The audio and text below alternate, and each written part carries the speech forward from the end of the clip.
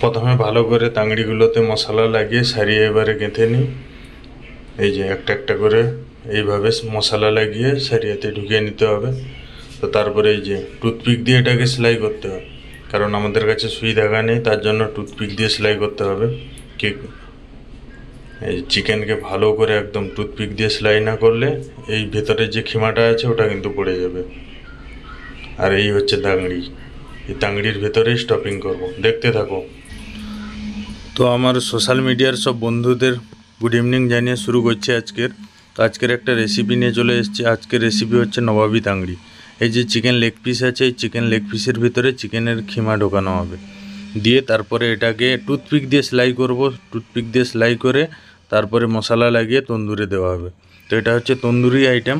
তো বন্ধুরা দেখতে থাকো, আর ভিডিও যদি ভালো লাগে তাহলে অবশ্যই লাইক, শেয়ার অ্যান্ড সাবস্ক্রাইব। তো চলো শুরু করি। তো এই যে প্রথমে আমি একটা লেগ পিস নিয়ে নিয়েছি। লেগ পিসের ভেতর থেকে আমি ওর যে ভেতরে যে হাড়টা থাকে ওই হাড়টাকে বের করে দিয়েছি। তার ভেতরে এই যে ফিলিং করব কি চিকেন খিমা। এই যে চিকেন খিমাটাকে ভালো করে একদম শুকনো ড্রাই করে বানিয়ে নিয়েছি। তো চিকেন খিমা ভেতরে দেওয়ার পরে এই যে টুথপিক দিয়ে আবার সেলাই করে নিচ্ছি, কারণ আমাদের কাছে সুই ধাগা নেই। আর সুই ধাগা থাকলে তাহলে সুই ধাগা দিয়েও আরও ভালো হয়। তো আমাদের এইগুলো যে অনেক কিছু কাবাব আছে যে সেলাই করতে হয়, না হলে ভেতরে যে স্টপিংগুলো থাকে ওগুলো সব বেরিয়ে পড়বে।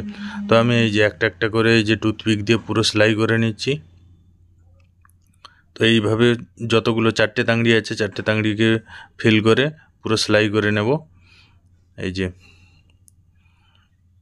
তো এটা চামচ দিয়ে ঢোকানো যায় না, চামচ দিয়ে ঢোকালে ভেতর পর্যন্ত একদম যায় না, কারণ ভেতর থেকে পুরো হাড়টা ওর বের করে দিয়েছি। তো নবাবী তাংড়ি কারা কারা খেয়েছো অবশ্যই কমেন্ট করে জানাও, বা রেস্টুরেন্টে গেলে একবার ট্রাই করে দেখবে যে নবাবী তাংড়ি। কিন্তু হ্যাঁ, রেস্টুরেন্টে খাওয়ার আগে একবার জিজ্ঞেস করে নেবে যে নবাবী তাংড়ির রেসিপিটা কী। হয়তো আমি এখানে আলাদা দিই, ওখানে আলাদা দেয়, তো এরকমও হতে পারে। তো তার জন্য এই যে লাস্ট ছিল আর একটা তাংড়ি প্রথম থেকেই রেডি করে নিয়েছিলাম। এই যে টোটাল আমার কাছে হয়ে গেছে চারটে তাংড়ি ফিল করা হয়ে গেছে। তো এবারে আমি সারিয়া বাঁধছি, যে কোনো একটা মোটা সারিয়া লাগবে। তো এই সারিয়ার ভেতরেই তাংড়িগুলোকে মশলা দিয়ে ভরবো। তো এই যে প্রথম তাংড়ি, আর এই তাংড়ি লাগানোর সময় একদম আরামসে লাগাতে হয়, কারণ ওখানে ওর একটা নাস আছে, ওই নাসটা দেখে না লাগালে এ কিন্তু তন্দুরে পড়ে যাবে। এই যে ভালো করে একদম মশলা ফশলা লাগিয়ে, আগে থেকে আমি ইয়েলো মশলা রেডি করে রেখেছিলাম। ভালো করে মশলা ফশলা লাগিয়ে 2 পিস হয়ে গেল। আবার এই যে 3 নম্বর পিস। আর আমাদের এই যে সারিয়াগুলো এগুলো জং ধরে না, তার একটাই কারণ এগুলো হচ্ছে লোহার সারিয়া না, এগুলো সব স্টিলের সারিয়া, তো তার জন্য এগুলো রাস্ট ধরে না। তো হয়ে গেছে ফাইনালি আমার তাংড়ি লাগানো কমপ্লিট। তো চলো এবারে একে তন্দুরে ঢেলে দিই। তো এই যে উল্টো দিক দিয়ে প্রথমে ঢালছি, কারণ দু দিক দিয়ে একে পাকাতে হবে, না হলে কিন্তু কাঁচা থেকে যাবে। তো ততক্ষণে ওটা পাকতে পাকতে আমি এখানে অনিয়ন রিংয়ের একটা স্যালাড বানিয়ে নিলাম। তো ওটা প্লেটিং করে দিই, কারণ তাংড়ি কাবাবের সঙ্গে সবসময় রিং স্যালাডই যায়। রিং স্যালাড বলো, আর গার্নিশিংয়ের জন্য রিংয়ের হচ্ছে অনিয়ন রিং গার্নিশিংয়ে থাকে। তো আমার স্যালাড লাগানো প্রায় কমপ্লিট।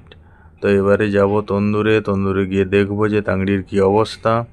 এই যে নিচের দিকটা হয়ে গেছে, দেখো নিচের দিকটা হয়ে গেছে, উপরের দিকটা হয়নি, তার জন্য 2 দিক দিয়ে একে ঢালতে হয়। তো চলো এই দিকটা সারিয়া জলে ঠান্ডা করে নিয়ে আবার উল্টো দিক দিয়ে ঢেলে দিতে হবে।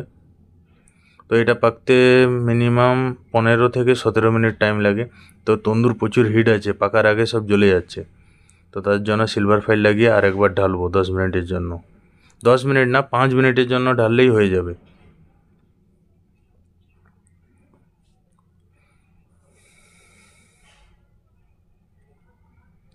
তো আমার তাংড়ি প্রায় রেডি। তো চলো এবারে তাংড়িটা বের করে নিয়ে, নিচে সারিয়া দেখেছো একদম লাল হয়ে গেছে, গরম, ওই যে লাল হয়ে আছে।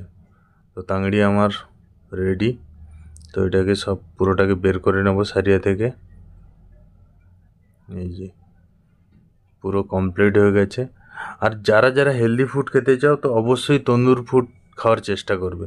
তন্দুর না খেলে হেলদি ফুড হবে না, কারণ এতে বাটার কম যায়, তেল কম যায়, একদম সামান্য, এতে তেল তো যায়ই না, বাটার যায়। এই যে দেখো টুথপিকগুলো সব একটা একটা করে বের করে দিতে হবে, না হলে গেস্টের কাছে চলে গেলে এখন কমপ্লেন চলে আসবে। কারণ যখন তাংড়ি খেতে যাবে তখন মুখে যদি ফুটে যায় তাহলে শেষ। এই যে তাংড়ি আমার বার করা কমপ্লিট, আর ভালোভাবে পেকে গেছে। উপর থেকে একদম চিজ গ্রেট করে দেব। এটা দুটো ফ্লেভার লাগবে, উপরে চিকেন আছে আর ভিতরে চিকেন খিমার একটা ফ্লেভার, খিমার একটা টেস্ট আলাদা থাকে, আর কাঁচা চিকেনের টেস্ট একটা আলাদা থাকে। তো তার উপর থেকে এই যে বাটার দিয়ে দেবো। বাটার অপশনাল, তুমি যদি চাও তাহলে বাটার দেবো, না যদি চাও, যদি বাটার মানা করে দাও তাহলেও দেবো না। তো এই যে কমপ্লিট লাগভাগ উপর থেকে ধনিয়া দিয়ে পিক আপ করে দেবো। তো বন্ধুরা ভিডিও কেমন লাগলো অবশ্যই জানিও, আর কে কোথা থেকে দেখছো সেটাও অবশ্যই কমেন্ট করে জানিও। চলো থ্যাংক ইউ। ভালো লাগলো ভিডিও অবশ্যই জানিও, ভালো লাগলে কমেন্ট আর শেয়ার। তো চলো থ্যাংক ইউ।